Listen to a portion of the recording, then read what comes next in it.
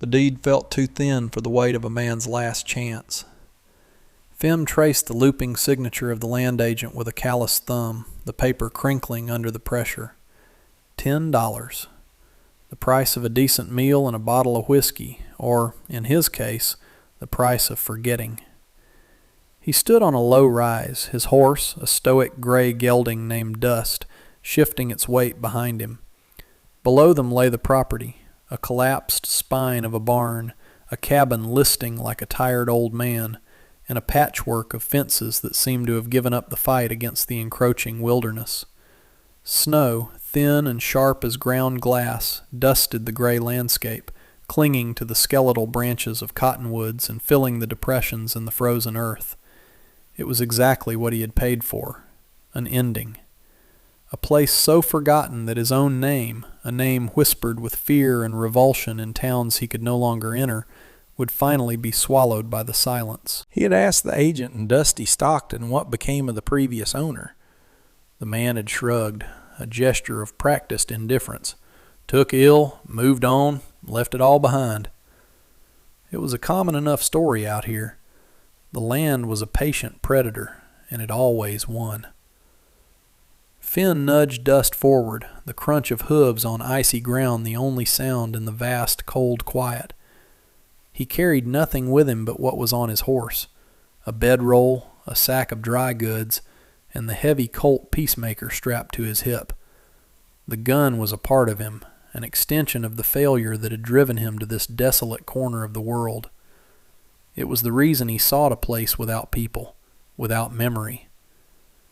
As he drew closer, the decay became more personal, more intimate. The cabin's porch sagged, its planks warped into a permanent frown. A single shutter hung from a leather hinge, knocking softly against the weathered siding in a rhythm like a weak pulse. This was not a place of rest. It was a place of surrender. He dismounted, the cold biting through his worn coat, and tied Dust's reins to a splintered post. The air was clean, painfully so, scouring his lungs of the saloon smoke and city grime he'd been breathing for months. He ran a hand over the cabin's door, the wood rough and cold as stone. There were no ghosts here, he told himself, only the quiet dignity of ruin. He was here to become a part of that ruin, to let the wind and the snow wear him down until nothing remained but another forgotten story. He pushed the door open. It groaned, a long, mournful sound that echoed in the small single room. A thick blanket of dust lay over everything, a gray shroud preserving a scene of abrupt departure. A tipped-over chair, a tin plate on the floor, a hearth choked with old ash. The air was stale, heavy with the scent of cold stone and forgotten time. Light struggled through a single grime-caked window, illuminating dancing motes of dust in its pale shafts. Finn stepped inside, his boots leaving clean, dark prints on the floor, an intrusion on the perfect stillness. He set his sack on a small, sturdy table that was the only piece of furniture left upright. This would do. The roof looked mostly intact, and the stone fireplace was solid. It was shelter. It was enough. He began a slow circuit of the room, his eyes cataloging the work ahead. The floorboards needed nailing down, the window needed cleaning, and the entire place needed to be scrubbed free of its accumulated neglect. It was mindless work, the kind he craved, the kind of labor that could exhaust a man's body so thoroughly that his mind had no energy left to wander down the dark, familiar paths of regret. He ran his hand along the stone of the hearth, imagining the warmth of a fire, the first real warmth he'd have felt in weeks. That thought, a simple flicker of physical comfort, was a small anchor in the vast emptiness. He was not a rancher. He knew nothing of the land, of mending fences or raising stock. He was a man who knew only the precise mechanics of drawing a weapon, the cold calculus of a fight. But that life was over. The last gunfight had left not a scratch on his body, but it had hollowed him out completely. He had killed a man who hadn't deserved it, a boy, really, whose only crime was pride and a shaky hand. The memory was a sickness in his gut, a constant low-grade fever. He could still see the boy's eyes, wide with surprise, as the life drained out of them. That was the ghost he was running from, and it was far more relentless than any spirit rumored to haunt an abandoned cabin. This place, this $10 grave, was his penance. He would work until his hands bled. He would face the punishing winter alone. He would let the isolation scour him clean or break him. It no longer mattered which. Then he saw it. In the dimmest corner of the room, tucked away behind a stack of rotting firewood, was a shape. It was small, still, and for a heart-stopping moment he thought it was a trick of the light, a shadow playing games with his tired eyes. He reached for his Colt, his hand moving with an instinct he was trying to bury. The click of the hammer being pulled back was unnervingly loud in the profound silence. He took a slow step forward, his body tensing, every nerve alive with the old familiar alertness. The shape did not move. It was a person, a woman, sitting on a low stool, her back perfectly straight. She was so still, so silent, he hadn't even registered her presence. She wore a dress the color of the winter sky, a soft dove gray that seemed to absorb what little light there was in the room. It was a strange garment, high-collared and severe, not the calico or wool he was used to seeing on the frontier. Her hair was black as polished jet, pulled back tightly from a face he couldn't yet see. His mind raced, trying to make sense of the impossibility. A squatter? A lost traveler seeking refuge from the cold? But her stillness was not that of a frightened trespasser. It was something else entirely. It was the stillness of waiting. "Who are you?" His voice was a harsh rasp, unused to speaking for days. It sounded foreign, brutal in the quiet space. The figure shifted, a minute, deliberate movement. She turned her head, and Finn felt the breath catch in his throat. She was young, Chinese, with a face of pale, quiet beauty. Her eyes, dark and intelligent, met his without fear. They held a deep, unnerving calm, as if his sudden appearance, with a gun drawn, was a minor and expected interruption. She looked from his face to the Colt in his hand and then back again, a flicker of something unreadable in her expression. She did not speak. She simply watched him, her hands folded neatly in her lap over the gray silk of her dress. The sight was so utterly incongruous, so profoundly unexpected, that it shattered the lonely reality he had just begun to build around himself. His fortress of solitude had been breached before he'd even had a chance to secure the door. This place was not empty. It was not his. And the silence he had purchased for $10 was not silence at all. It was the sound of a woman, waiting. He lowered the gun, the weight of it suddenly feeling foolish and obscene. The hammer fell back into place with a soft click. The woman's gaze didn't waver. She tracked the movement, her stillness a silent rebuke. He holstered the weapon, the familiar slide of leather against steel doing little to comfort him. He felt exposed, his violent potential laid bare in front of this serene, unmovable presence.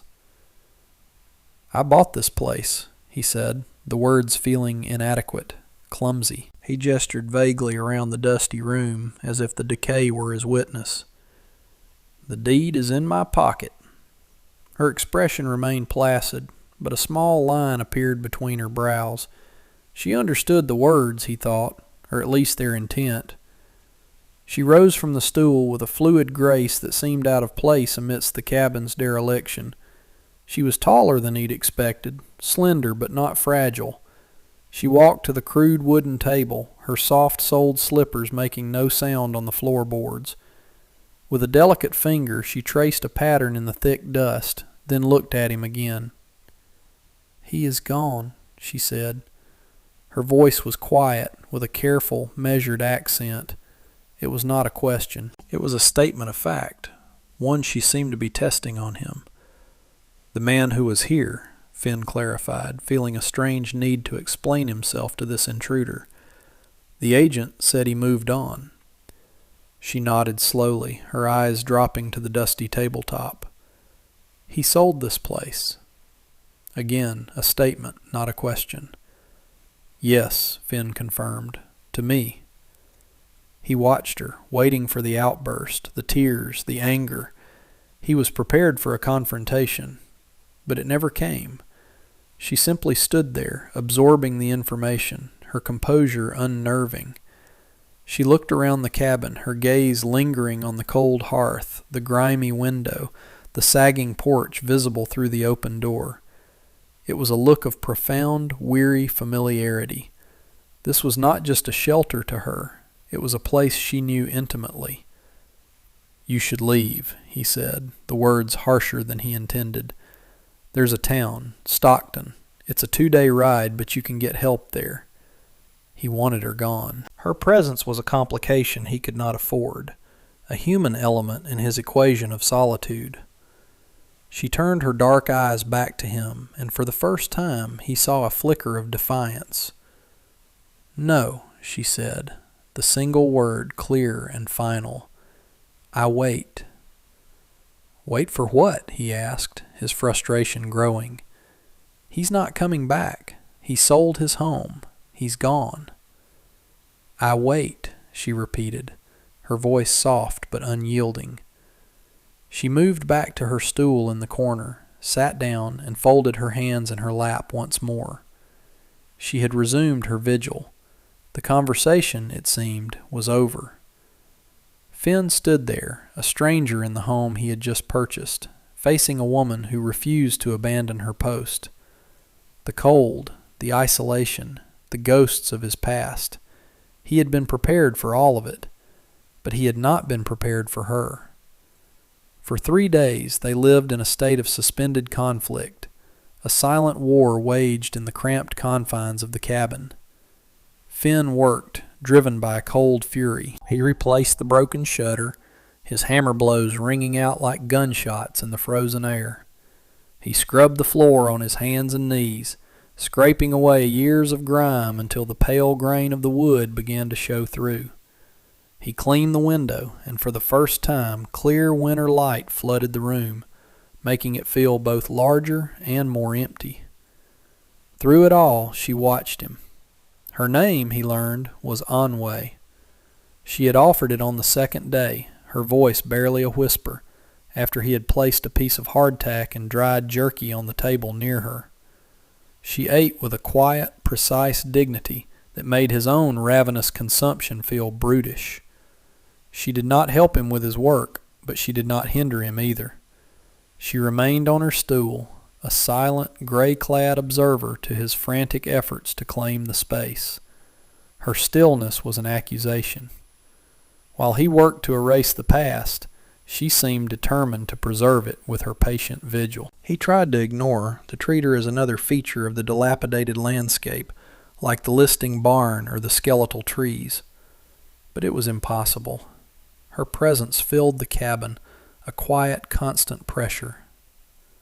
At night he slept in his bedroll by the fire he built, the Colt beside him. She would retreat to a small alcove he hadn't noticed at first, pulling a thin blanket around her shoulders. He would lie awake, listening to the sound of her soft breathing, a sound that was infuriatingly, undeniably alive. He was supposed to be alone.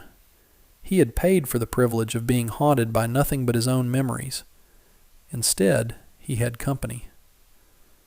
"Why won't you go?" he asked one evening, the firelight casting flickering shadows across their faces. He was cleaning his gun, the methodical ritual a comfort to his frayed nerves. She was mending a small tear in the sleeve of her gray dress, her stitches impossibly small and neat. She didn't look up from her work. "My father said to wait here." "Your father?" The piece of information landed with surprising weight. "He is the man who lived here?" Anway nodded, her needle dipping in and out of the fabric. "He went for supplies, for the winter. He said, 'Stay inside, Anway. Do not leave. I will return.'" Her recitation was flat, like a story learned by heart. "That was in the fall," Finn said, a grim realization dawning on him. "Before the first snow." She finally looked up, her eyes meeting his across the flickering flames. "The snow came. He did not." There it was, the simple, brutal truth of it. Her father had not just sold the ranch and moved on. He had abandoned her. He had left her here to wait, a prisoner of a promise he had no intention of keeping. Finn felt a surge of cold anger, not at her, but at the faceless man who could do such a thing. To leave his own daughter to face a frontier winter alone was a cruelty beyond his comprehension. And he, Finn, was now a part of that cruelty, the one who had finalized the transaction and bolted the door on her hope. He looked at her, truly looked at her, and saw not an intruder, but a castaway, stranded in the wreckage of a broken promise. His own isolation felt like a self-indulgent choice compared to her imposed one. The blizzard arrived without warning, a white fury that descended from the mountains and swallowed the world whole. The wind howled, a physical presence that battered the small cabin, searching for any weakness. Snow drove against the newly cleaned window pane, piling in drifts against the door. The world outside vanished, replaced by a churning, violent whiteness. Inside, the temperature plummeted. The fire in the hearth, which had seemed so robust moments before, now felt like a fragile, sputtering candle against the overwhelming cold. A thin stream of icy air snaked in from under the door, and a fine dusting of snow began to accumulate on the floor. Finn stuffed a spare rag into the gap, but it was a temporary fix at best. He looked over at Anway. She was huddled in her corner, her thin blanket wrapped tightly around her, but her face was calm, her expression resolute. The storm did not seem to frighten her. It was just another hardship to be endured. Suddenly, a loud crack echoed from above, followed by the sound of splintering wood. A shower of snow and dust fell from the ceiling near the back wall. The wind had found a weak spot in the roof. A dark, wet patch began to spread across the ceiling planks. Finn swore under his breath. If the roof went, they would not survive the night. He grabbed the small wood axe from beside the hearth. "I have to get up there," he yelled over the roar of the wind. "Try to cover it from the inside." He pointed to a small pile of empty grain sacks in the corner. Anway nodded, her eyes wide but clear. She understood immediately. While he dragged the heavy table under the damaged section of the roof, she retrieved the sacks. He climbed onto the table, the old wood groaning under his weight. He could feel the freezing wind blasting down through a hole where several shingles had been torn away. Working by the dim firelight, he began stuffing the sacks into the gap, trying to create a temporary plug against the storm. Anway stood below, handing him sack after sack, her movements quick and efficient. Snow swirled around him, melting on his face and hands, the cold a searing pain. The wind tore at the sacks, trying to rip them from his grasp. It was a desperate, brutal fight against the storm. For the first time since he'd arrived, they were not adversaries. They were partners, united against a common enemy. Her presence below him was a steadying force, her focus absolute. They worked without speaking, their actions a language more potent than words. He packed, she supplied, a simple, vital rhythm in the heart of the chaos. They fought the storm for hours. When the supply of sacks was exhausted, she handed him his own spare blanket, her expression unwavering. He jammed it into the last remaining gaps, his fingers numb, his arms aching. Finally, the torrent of snow slowed to a trickle. The wind still howled, but the roof was holding. Exhausted, Finn climbed down from the table. He was soaked through, shivering uncontrollably. Anway was there, holding out a tin cup of water. He took it, his hand shaking so badly he could barely hold it steady. Their fingers brushed, a brief contact of cold skin, but it sent a strange warmth through him. He drank the water, his throat raw. "Thank you," he managed to say, the words feeling small and inadequate. She simply nodded, taking the empty cup from him. She went to the fire and added another log, her movements economical and sure. The flames leaped higher, casting a warm orange glow over the room. The cabin, which had felt like a tomb, now felt like a sanctuary, a small pocket of warmth they had carved out of the storm's fury. He stripped off his wet coat and shirt, huddling close to the hearth, letting the heat seep into his bones. Anwe returned to her corner, but she did not retreat into her usual silence. She watched him, her dark eyes reflective in the firelight. The shared struggle had changed something between them. The invisible wall that had separated them had been breached, not by force, but by the necessity of survival. Later, as the blizzard raged on, she spoke. "My father taught me to mend things," she said, her voice soft. "Nets for fishing in our village. Clothes. He said a good knot is stronger than new rope." Finn looked at the makeshift patch on the roof. It was ugly, but it was holding. "He taught you well." A small, sad smile touched her lips for the first time. It transformed her face, softening its severe beauty. "He was a good man before." Before what? He didn't ask. He didn't need to. He understood the power of a single event to cleave a life in two. He had his own before. Before the gunfight. Before the boy's startled eyes. Before he became a man who would pay $10 for a place to disappear. In the flickering light of the fire, surrounded by the howling of the storm, he saw not a Chinese girl in a strange dress, but a woman as marooned as himself. They were two survivors, clinging to the same piece of wreckage. The storm broke on the third day, leaving behind a world transformed. The sky was a brilliant, aching blue, and the snow lay in deep, sculpted drifts, sparkling under a relentless sun. The silence was absolute, a pristine quiet that felt both peaceful and profound. Finn and Anwe emerged from the cabin into the blinding light, blinking like creatures emerging from a long hibernation. The air was so cold it felt solid in the lungs.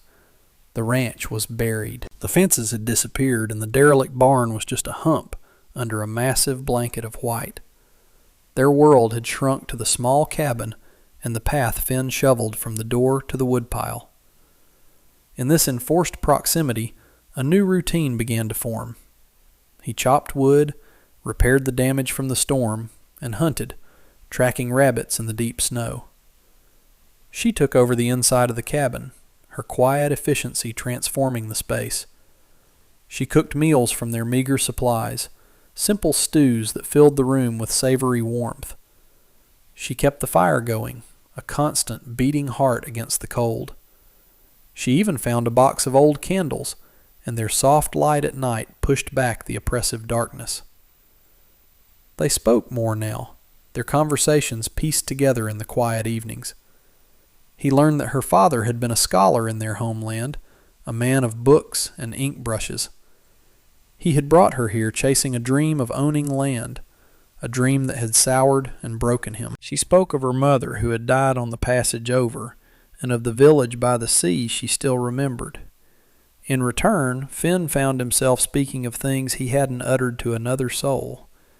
Not about the killing, that wound was still too raw, but about his own father, a stern carpenter who had taught him the value of a straight line and a sharp tool. He talked about the feel of planing wood, the scent of fresh shavings, a life he had abandoned for the fleeting power of a gun. Anwe was a patient listener. She never pushed for more than he was willing to give, but her quiet attention was a balm. One afternoon he found her staring at the one personal item she seemed to possess, a small painted silk fan, its colors faded. "It was my mother's," she explained, her voice thick with memory. She said it held the summer breeze from our home. He watched her trace the delicate painting of a bird on a branch. He saw the depth of her loss, the weight of the world she carried inside her. He felt a powerful, protective urge, an emotion so unfamiliar it startled him. He had spent years pushing people away, and now he found himself wanting to draw this one person closer. He began to see the strength beneath her quiet exterior. It was in the way she rationed their food, the way she mended his torn shirt with stitches as fine as a spider's web, the way she faced each day with a calm acceptance that he, with all his restless anger, envied. The ranch was no longer his refuge or her prison. It was becoming something else, a shared space, built not on a $10 deed, but on the silent currency of mutual survival and grudging respect. It was starting to feel like a home. One evening, weeks after the blizzard, he was repairing a leather strap for his saddle by the fire. His knife slipped, and the blade sliced a deep gash across the palm of his hand. Blood welled up instantly, dark and thick. He cursed, pressing his other hand against the wound. Before he could react further, Anwe was beside him. She took his hand gently but firmly in hers, her expression a mixture of concern and competence. "Sit," she commanded, her voice leaving no room for argument. She guided him to a stool and then moved quickly, retrieving a clean rag and a small tin from her belongings. She washed the cut with snowmelt, her touch surprisingly gentle. The water was icy, but the sting was a distant sensation. He was focused only on her, on the quiet intensity of her face in the firelight. She opened the tin, revealing a dark, fragrant salve. "From my father," she said softly, "for wounds." She applied the ointment to the cut, her fingers deft and cool against his skin. A soothing warmth spread from the wound, easing the throbbing pain. As she wrapped the clean rag around his hand, her head was bent low, a stray strand of her dark hair falling across her cheek. Without thinking, he reached up with his uninjured hand and gently tucked it behind her ear. She froze. Her eyes lifted to meet his. The air in the small cabin grew thick, charged with an unspoken energy. The only sounds were the crackle of the fire and the soft sigh of the wind outside. In her dark eyes he saw not just resilience, but a deep, unguarded vulnerability. He saw the loneliness she had hidden so well behind her wall of silent patience, and in that moment he realized that his own loneliness, the corrosive isolation he had so desperately sought, had become unbearable. He leaned in slowly, giving her every chance to pull away. She didn't move. She watched him, her lips slightly parted, her breath catching. He closed the small distance between them and pressed his lips to hers. It was not a kiss of passion, but of discovery. It was gentle, hesitant, and full of a quiet, desperate need. It tasted of wood smoke and the faint herbal scent of her salve. It was a kiss that spoke of shared hardship, of silent understanding, and of the surprising, tentative bloom of hope in the frozen wasteland of their lives. When they broke apart, they simply looked at each other, the truth of what had happened settling between them. Something had irrevocably shifted. The gunslinger seeking an end, and the girl waiting for a beginning, had found a fragile, unexpected present. The kiss changed everything. The silence that fell between them afterwards was not the tense, watchful quiet of before, but a new, comfortable intimacy. A language of small gestures bloomed in the space that words had once failed to fill. The way she would place a hot cup of tea by his hand when he came in from the cold. The way he would leave the best burning logs for her to add to the fire while he was out. They were small acts of caring, admissions of a bond that was now undeniable. He found himself watching her constantly, noticing the details he had previously overlooked. The way she smiled softly to herself when a sunbeam hit the floor just right, the determined set of her jaw when she concentrated on a task. Her presence, once an intrusion, was now the anchor of his days. His past was still there, a shadow in the corner of his mind, but it no longer consumed him. The memory of the boy's eyes was still painful, but now it was joined by the image of Anwei's face in the firelight, her eyes full of a strength that gave him strength in return. He began to work on the ranch with a new purpose. It was no longer penance, it was construction. He wasn't just mending a broken-down property, he was building a life. He repaired the barn roof, not because it needed to be done, but because he imagined it holding hay for a future animal. He fixed the fences, not to keep the world out, but to define the small patch of it that was theirs. Anwei worked alongside him. She learned to handle the axe, her swings awkward at first, then growing in confidence. She helped him stretch and nail new leather hinges for the barn door. Labor became their courtship. Through the shared effort of rebuilding, they were rebuilding themselves. One day, as they were clearing stones from a small patch of ground near the cabin, she paused, looking out at the vast, snowy landscape. "In my home," she said, "spring comes with white flowers on the plum trees." "We don't have plum trees here," Finn said, his voice gentle.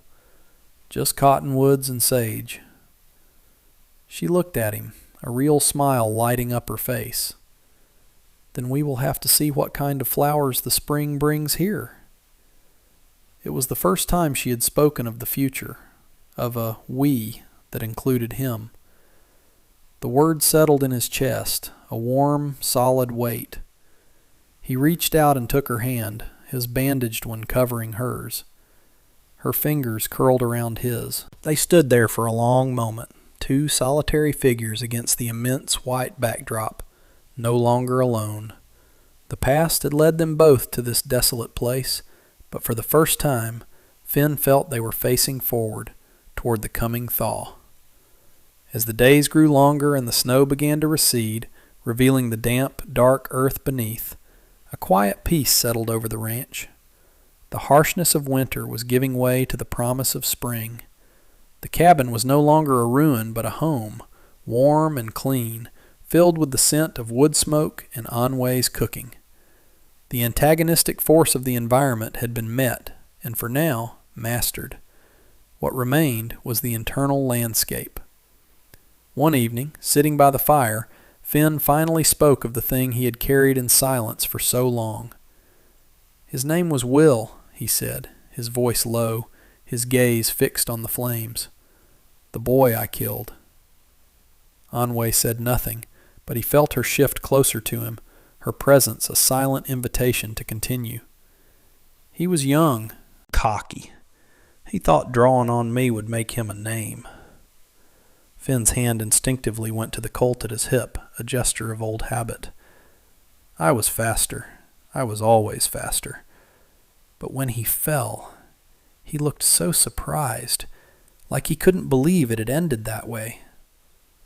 He finally turned to look at her, his eyes filled with a pain he had never let another person see. "I didn't want to kill him, Anwei, but I did, and I ran.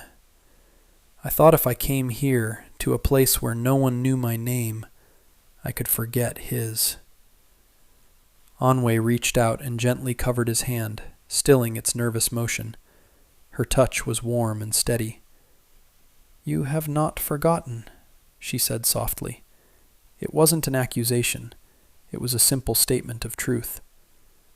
"But you are not just the man who ran. You are the man who stayed. You stayed in the storm." Her words were a gift. She didn't offer absolution or easy forgiveness. She offered a different perspective. She separated the man he had been from the man he was becoming. She saw the man who had mended a roof, who had shared his food, who had held her hand while they looked toward a future. He looked at their joined hands, his scarred and calloused, hers slender and strong. The $10 deed was still tucked away in his saddlebag, a forgotten relic of a man who no longer existed. He had come here seeking an ending, a place to let his story run out. Instead, he had found Anwei. He had found a reason to begin a new one. "I think," he said, his voice thick with emotion, My father would have liked you." Anway's smile was soft and full of a light that outshone the fire. "And I think my mother would have liked you," she replied, "after she got used to your terrible temper." A laugh escaped him, a real, unburdened sound that felt rusty from disuse. In that shared moment of honesty and gentle humor, the last of the ghosts seemed to fade, driven out not by violence or forgetting, but by the quiet, resilient power of connection. The redemption he sought wasn't in solitude, but in the shared space between two people who had found each other at the edge of the world.